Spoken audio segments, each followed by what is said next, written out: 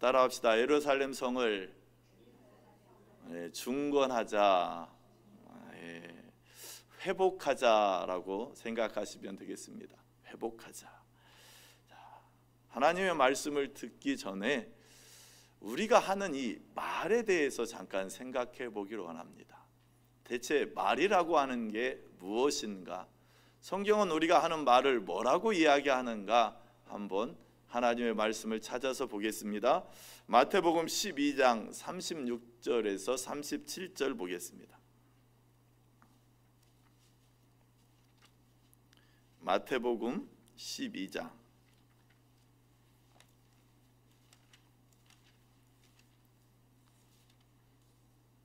36절에서 37절입니다.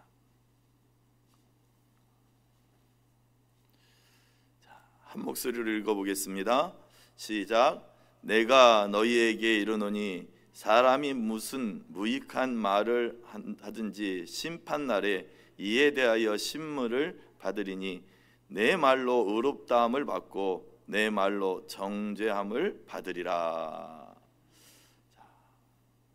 마태복음 12장 36절과 37절의 말씀을 보면 우리 입에서 나오는 무익한 말, 여기서 무익한 말이라고 하는 건 아무 생각 없이 그냥 하는 말이라고 할지라도 하나님께서 뭐예요? 세상 끝날 심판날에 그것들을 어떻게 한다? 심문하시겠다라고 말합니다. 그러니까 우리가 입에서 나오는 이 말에는 이 운동력이 있습니다. 또한 생명력이 있습니다. 그래서 이 말이라고 하는 건 사라지지 않는다. 우리는 종종 말 이렇게 할 때 이 말을 뱉은 것에 대해서 이건 잊어버리면 없어지겠지라고 생각합니다. 근데 성경에서 이야기하는 말은 그 말은 뭐예요? 다 기억되어지고 있다. 제가 어렸을 적에 예전에 전도사님이 이렇게 예배를 인도할 때 너희 말들은 하나님의 나라에 다 녹음되어 있다 이렇게 얘기했어요. 그 당시에 녹음기가 있었잖아요. 근데 테이프 그거 뻥이다. 이 전 세계에 있는 그 사람들의 말이 다 하나님의 나라에 녹음된다면 그 테이프가 산더미처럼 쌓이고 누가 거기서 어떻게 테이프만 있겠지. 뭐가 그러니까 어린 나이에 그런 생각을 해봤어요. 근데 요즘에 이렇게 기계가 발달하고 보니까 요새는 칩 하나에 어마어마한 것들이 다 이렇게 기록이 되잖아요. 그러니까 요즘에서야 그 전사님 하는 말이 맞구나.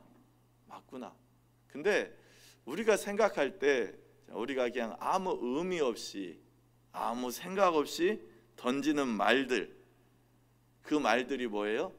지금 다 하나님께서 알고 계시고 기억하고 계신다라고 하는 말씀이 바로 이 마태복음 12장 36절에 37절이에요. 그러니까 젊은 시절에 예수님을 알지 못했을 때 입에서 나온 욕이라든지 남을 저주했던 말이라든지 이게 뭐예요? 없어졌다 안 없어졌다? 안 없어진 거예요. 나도 모르게 화가 나가지고 내뱉은 말. 그러니까 세상 사람들은 그러니까 막 이야기하는 거예요. 막말을 하고 자기 감정대로 내뱉는 거죠. 왜? 이런 말씀을 모르니까. 그러니까 예수 그리스도를 믿는 사람, 하나님의 말씀을 우리가 하나님의 말씀으로 이 성경을 하나님의 말씀으로 1.1획도 변함이 없는 하나님의 말씀으로 믿는 사람들은 이 말씀을 딱 들여다봤을 때, 이 말씀이 마음판에 딱 내려갔을 때 어때요? 말을 함부로 할까요? 안 하게 되는 거죠. 저도 성경을 많이 읽었지만 이 말씀이 어느 순간에 다가오더라고요. 신학을 공부하고 또 하나님의 말씀을 가르치면서 성경을 매번 읽었어요. 근데 그냥 읽었죠. 아무 생각 없이, 깨달음이 없으니까 마음판에 안 내려왔으니까. 그러니까 막 성경을 읽고 또 다른 본문 가지고 설교를 해도 이 말씀이 안 다가오면 저도 막 화나며 막 이야기하고 아내한테나 자식한테나 이 말의 정함이 은혜 받을 때는 아주 거룩하고 사랑스럽고 이쁘게 얘기하지만 은혜가 떨어지면 어떻게 돼요? 막 나오게 되잖아요. 감정이 복받쳐 오르고. 사단은 어떻게 그때를 너무나 잘 알아요. 너무나 잘 알아요. 기도 열심히 하고 찬양 크게 해서 은혜 받고 있으면 절대 건들질 않습니다. 근데 어느 순간에 기도 생활 또 예배 생활 등한시하고 그러면 이 은혜가 떨어지면 갑자기 사건을 뻥 터치고 또 그때 뭐예요? 말을 막 험악하게 하는 순간을 딱 만들어 놓는 그런 것들을 보게 됩니다. 그런데 이 하나님의 이 말씀이 내 마음판에 딱 깨달아지고 알아질 때면 그때 제어가 되더라고요. 화가 나고 막 여기서 막 이야기를 하고 싶은데도 이 마태복음 12장 36절과 37절이 딱 생각이 나면 입을 딱 다물게 됩니다. 딱 입 꽉 깨물고 이거 말하면 안 된다라는 이 마음에서 하나님의 말씀을 경험하게 되는 것을 보게 됩니다. 하나님의 말씀을 경험하는 겁니다. 하나님의 말씀이 마음판에 새겨졌을 때 이런 역사가 일어나게 되는 것입니다. 또 한 가지 말씀을 보겠습니다. 야고보서 3장 2절 말씀을 한번 보시기 바랍니다.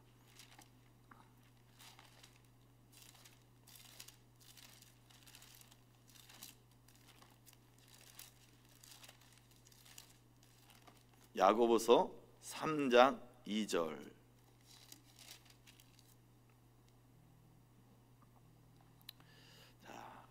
다 같이 한번 읽어보겠습니다. 시작.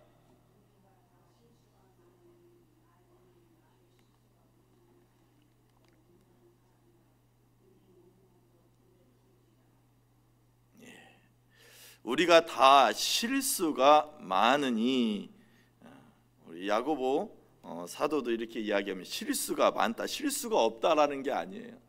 넘어지고 쓰러지고 함부로 이야기하게 되기도 하고 화를 내기도 할 수 있다라고 말을 합니다. 만일 말에 실수가 없는 자라면 곧 온전한 사람이라 능히 온 몸도 굴레에 씌우리라. 우리가 3절입니다. 우리가 말들의 입에 재갈 물리는 것은 우리에게 순종하게 하려고 그 온몸을 제어하는 것이라. 4절. 또 배를 보라. 그렇게 크고 광풍에 밀려가는 것들을 지극히 작은 키로서 사공의 뜻대로 운행하나니. 5절. 이와 같이 혀도 작은 지체로 돼 큰 것을 자랑하도다. 보라, 얼마나 작은 불이 얼마나 많은 나무를 태우는가. 혀는 곧 불이요 불의의 세계라. 혀는 우리 지체 중에서 온 몸을 더럽히고 삶의 스레바퀴를 불사르나니 그 불사르는 것이 지옥불에서 나느니라. 그러니까 이 혀, 말이라고 하는 것이 얼마나 큰 능력이 있는지 이야기하는 것입니다. 그 비유로서 이 달리는 말의 입에 재갈을 이야기했고, 또 하나는 배, 큰 배를 운전하는 키에 대해서 지금 비유로서 이야기를 하고, 마지막에는 이 혀에 대해서 이야기를 하는 것입니다. 그러니까 우리가 항상 교회 안에서는 이 세 가지의 말을 해야 된다라고 이야기합니다. 어떤 말이요? 처음에 할렐루야, 네, 할렐루야. 그 다음에 두 번째는 뭐예요? 주여, 주님의 이름을 불러야 되고요. 세 번째는 아멘. 네, 이거 천국의 언어라고 그러잖아요. 그러면 교회 안에 모든 분란이 사라지고, 교회 안에 행복해지고 즐거워지고, 말씀이 은혜스럽고 성도 간의 얼굴이 환해지는 것입니다. 볼 때마다 할렐루야, 또 하나님의 말씀을 들을 때마다 아멘. 기도할 때마다 주여 이렇게 외치면 하나님께서 은혜를 베풀어 주시고, 집에서나 교회에서나 이런 말들이 하나님의 언어가 나올 때에 큰 능력의 역사가 나타날 줄 믿습니다. 우리의 말은 우리의 인생을 좌우합니다. 우리의 생애를 좌우합니다. 그래서 하나님의 말씀이 들려지면 그 말씀대로 살게 되고 그 말을 하게 되는 것입니다. 이 시간 그런 역사가 우리 성도들에게 일어나기를 간절히 축복합니다. 느헤미야서의 말씀입니다. 느헤미야서 2장 17절은 예루살렘 성을 회복하고 중건하라고 이야기합니다. 그렇다면 이 중건하기 위해서는 지금 예루살렘의 성의 상태가 어떻게 되어 있는 상태입니까? 회파되어 있는, 무너져 있는 상태라고 우리가 볼 수 있는 것입니다. 느헤미야서 1장입니다. 1장을 한번 보시기를 바랍니다.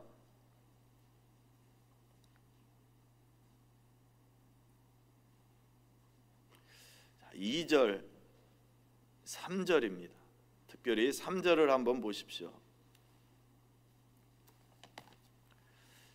읽어드립니다. 저희가 내게 이르되 사로잡힘을 면하고 남은 자가 그 도에서 큰 환난을 만나고 능욕을 받으며 예루살렘 성은 회파되고 성문은 소화되었다 하는지라.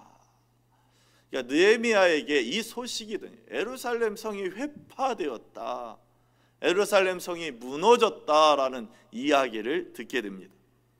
그렇다면 이 예루살렘 성이 회파되었다라고 하는 뜻은 무엇일까요?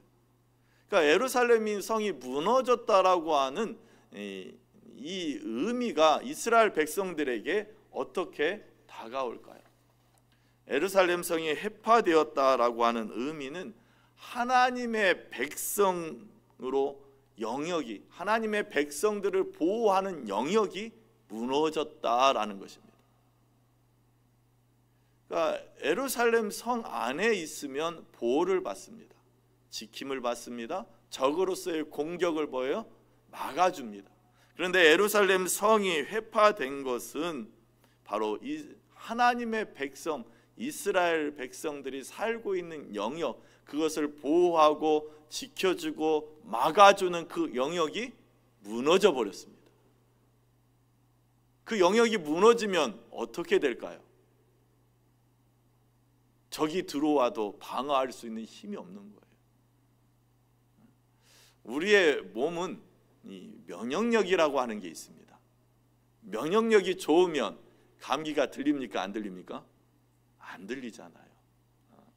면역력이 좋기 위해서 운동도 하고 좋은 음식도 먹고 좋은 약도 먹지 않습니까?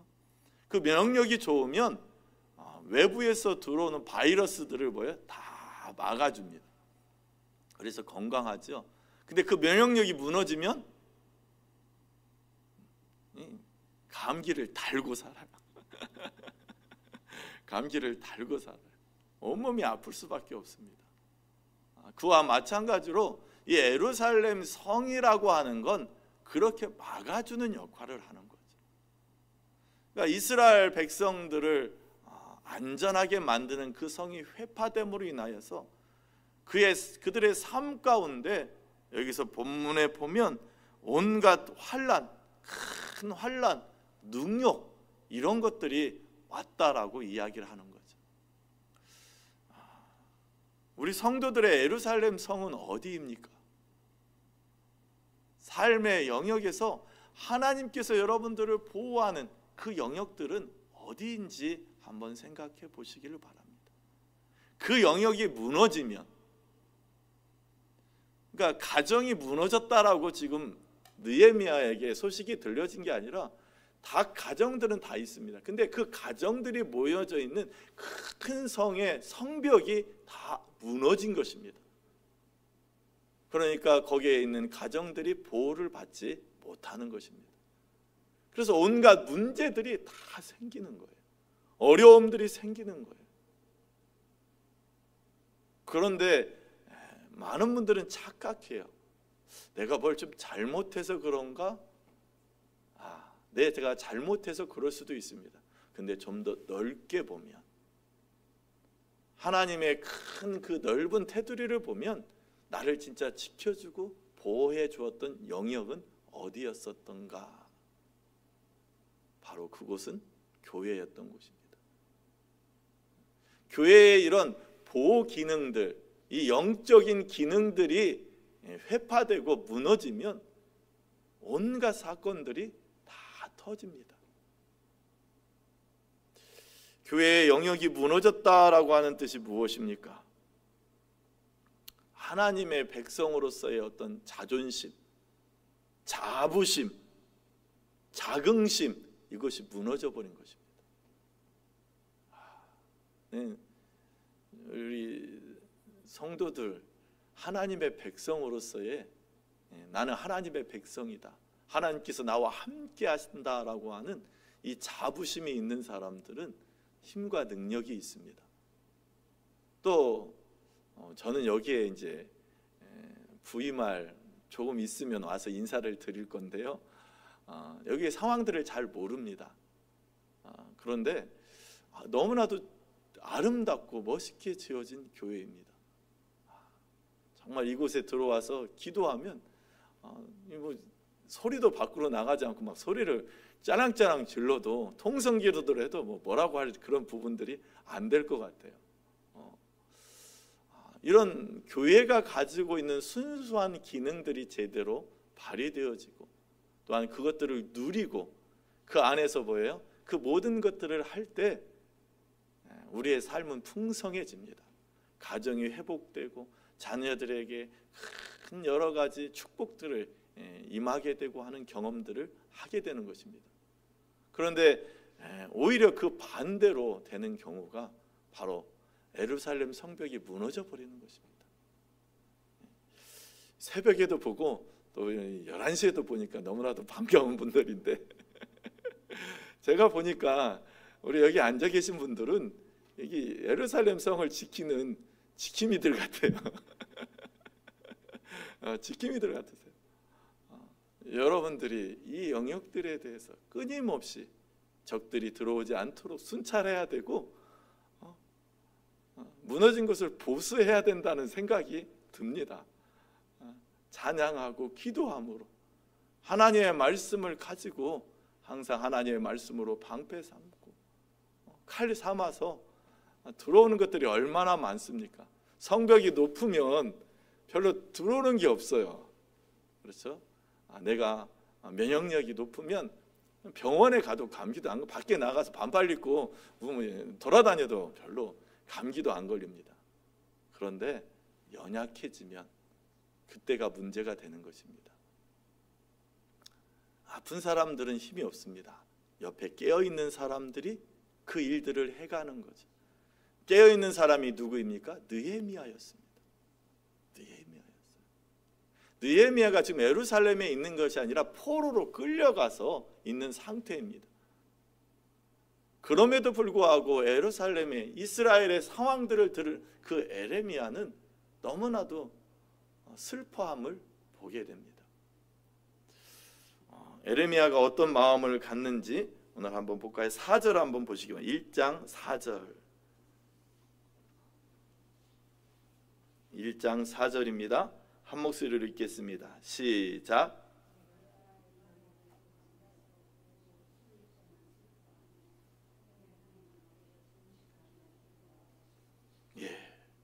내가 이 말을 듣고 앉아서 울고 수일 동안 슬퍼하며 하늘에 하나님 앞에 금식하며 기도하였다라고 본문은 이야기합니다.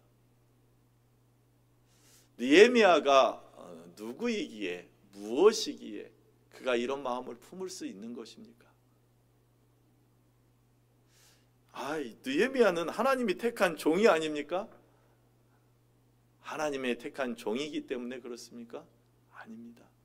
먼저 느헤미야 마음속에 이런 예루살렘 성이 회파됐다라고 하는 이 말을 듣고 그가 하나님 앞에서 금식하고 기도하고 슬피 울며 앉아서 슬퍼하는 그의 마음을 보게 되는 것입니다.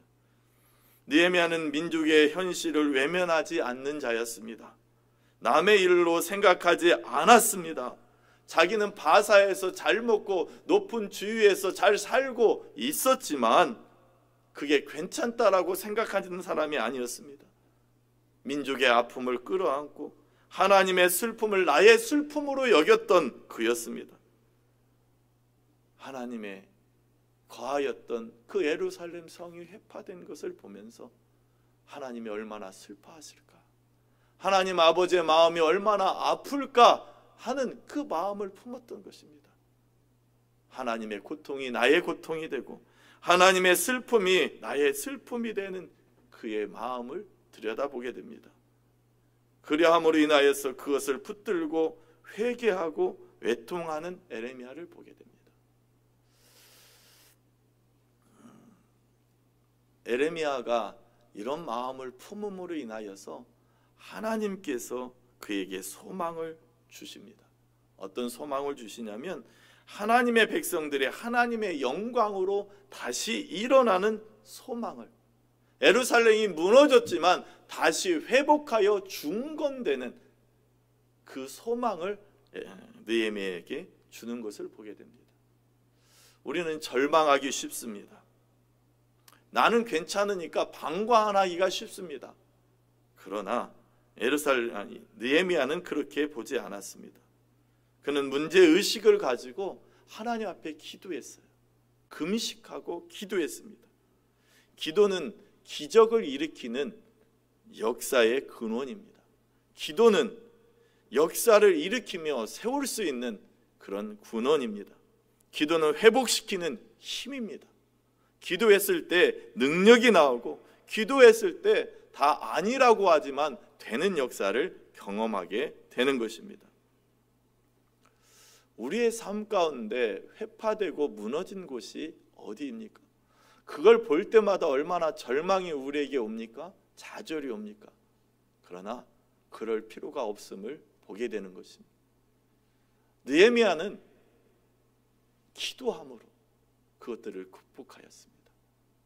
하나님 앞에 나아가서 기도함으로 그가 하나님 의지하고 나가는 것을 보게 됩니다. 1장 5절을 한번 보시기 바랍니다. 느헤미야가 어떤 하나님을 믿고 있고 그 하나님에게 어떤 것을 하고 있는지를 보게 됩니다. 다 같이 1장 5절을 한번 읽어보겠습니다. 시작.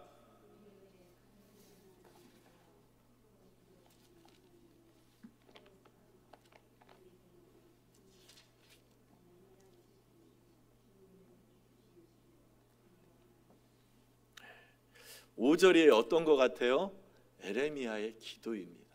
하나님을 향해서 에레미야가 믿고 있는 하나님이 어떤 하나님인지를 한번 보게 됩니다. 이르되 하늘의 하나님 여호와 크고 두려우신 하나님이여, 주를 사랑하고 주의 계명을 지키는 자에게 언약을 지키시며 국류를 베푸시는 주여 강구하나이다. 6절입니다. 이제 종이 주의 종들인 이스라엘 자손을 위하여 주야로 기도하오며 우리 이스라엘 자손이 주께 범죄한 죄들을 자복하오니 주는 귀를 기울이시며 눈을 여시사 종의 기도를 들으시옵소서. 나와 내 아버지의 집이 범죄하여 7절입니다. 주를 향하여 크게 악을 행하여 주께서 주의 종 모세에게 명령하신 계명과 율례와 규례를 지키지 아니하였나이다. 느헤미야의 기도이잖아요. 이 기도의 마음이 이 자리에 참석한 우리 성도들에게 임하기를 간절히 축복합니다. 느헤미야는 회개하는 자에게 하나님의 긍휼이 임한다라고 하는 것을 알고 있었습니다. 회개하는 자에게 긍휼을 베푸시는 하나님을 믿었습니다. 그래서 회복의 역사는 회개를 통해서 이루어집니다. 회개하지 않는 자는 회복하지 못합니다. 회개했을 때 회복이 일어나는 것입니다. 5절에 보면 하늘의 하나님 여호와 크고 두려우신 하나님, 주를 사랑하고 주의 계명을 지키는 자에게 언약을 지키시며 긍휼을 베푸시는 하나님. 절망 가운데, 좌절 가운데, 낙심 가운데 느헤미야가 바라봤던 그 하나님인 것을 보게 됩니다. 그 하나님을 바라보시기를 바랍니다. 우리가 절망 가운데 있을 때 하나님을 바라보면 소망이 생깁니다. 세상을 바라보면 눌리고 좌절하고 낭망하고 힘이 하나도 없어요. 그냥 힘이 빠져버립니다. 그런데 하나님을 보게 되면 우리는 새 힘을 얻게 되는 것입니다. 하나님의 약속의 말씀을 붙들었을 때 우리는 힘을 얻게 되고 다시 하나님 앞에 나아가고 인생을 다시 한번 회복시킬 수 있는 힘을 얻게 되는 것입니다. 6절과 7절에 보면 느헤미야는 먼저 이스라엘 자손의 범죄를 자복했습니다. 이스라엘 백성들이 자복한 것이 아니라 느헤미야가 그것을 품고 하나님 앞에 회개한 것입니다. 느헤미야가 한 게 아니죠. 이스라엘 자손들이 했던 그 범죄에 대해서 나와 나의 아비의 집이 범죄하였나이다. 그것을 끌어안고 회개하는 느헤미야를 보게 됩니다. 조상들의 죄를 붙들고 기도하였습니다. 느헤미야는 바벨론에서 태어난 사람입니다. 그래서 고생이나 조상 탓을 하지 않을 수 있는 환경입니다. 그럼에도 불구하고 느헤미야는 자기 책임이다 라고 하는 마음을 가지고 하나님 앞에 회개하고 있는 것을 보게 됩니다. 모든 이스라엘 백성들의 범죄한 백성들을 대표해서 그가 그걸 짊어지고 하나님 앞에 나가서 눈물을 흘리고 하나님 앞에 회개하는 것, 느헤미야의 마음을 보게 되는 것입니다. 우리는 항상 우리가 삶을 살아갈 때에 나는 괜찮지, 근데 옆에 사람은 너무 힘든데 어떻게 도와줘야 되나. 예수 그리스도를 믿는 사람들은 물질이 없어도 힘이 없어도 괜찮습니다. 왜요? 하나님이 있기 때문에 그렇습니다. 그 하나님 앞에 기도하면 하나님께서 천군 천사를 보내셔서 회복시키시고 위로하여 주시고 또한 하나님의 능력을 경험시켜 줍니다. 그래서 깨어있는 사람들은, 남아있는 자는 해야 될 게 뭐냐면 기도입니다. 기도하지 않으면 망합니다. 기도해야 회복이 일어납니다. 어떤 기도요? 회개의 기도. 나를 회개하기보다 내 옆에 있는 여러 가지 상황들, 또 다른 사람이 했던 모든 것들을 끌어안고 그것들을 두 눈으로 보았고 두 귀로 들었던 사람이 중보하는 회개, 그럴 때 하나님께서 회복하겠다라고 하는 말씀인 것입니다. 그래서 2장 17절을 다시 한번 보시기를 바랍니다. 그런 마음을 품고 그런 마음으로 이야기한 후에 그들에게 이르기를 우리가 당한 공경은 너희도 보고 있는 바라. 예루살렘이 황폐하고 성문이 불탔으니 자 예루살렘 성을 건축하여 다시 수치를 당하지 말자. 수치를 당하지 않을 수 있는 방법이 뭐죠? 예루살렘 성을 다시 중건하는 것, 회복하는 것이다라고 얘기합니다. 나를 막아주고 있던 영역들이 무너졌는데 그 영역들을 다시 회복하자라는. 어머니의 기도가 그렇습니다. 자식들을 지키고 보호하는 능력. 자식들은 별로 기도하지 않잖아요. 예수님 만난 자식은 잘 기도하고 잘 살고 하지만 그렇지 않은 자식들은 어머니가 평생 새벽에 나와서 눈물로 기도해서 그 눈물의 기도를 먹고 사는 그 영역이 있습니다. 이건 영적 체험이니까 어떻게 그러니까 어머니의 눈물의 기도는 결코 자식을 잘못되게 하지 않습니다. 그게 영역입니다. 보호하는 영역. 근데 어머니가 기도하지 않으면 금방 문제가 생겨요. 자립하지 못하고 독립하지 못하면 문제가 생기는 것처럼, 그래서 그런 영역들이 혹시라도 무너져 있고 삶 가운데 무너져 있는 것들이 있다면 다시 한번 오늘 말씀을 통해서 예루살렘 성이 건축돼야 수치를 면할 수 있구나. 예루살렘 성이 다시 회복돼야 이 문제들이 해결될 수 있구나 라고 하는 사실을 깨닫고 우리 수요예배에 참석한 우리 성도들에게 환난과 공고와 여러 가지 삶의 문제들을 회복하는 그런 은혜가 되기를 주의 이름으로 간절히 축복합니다.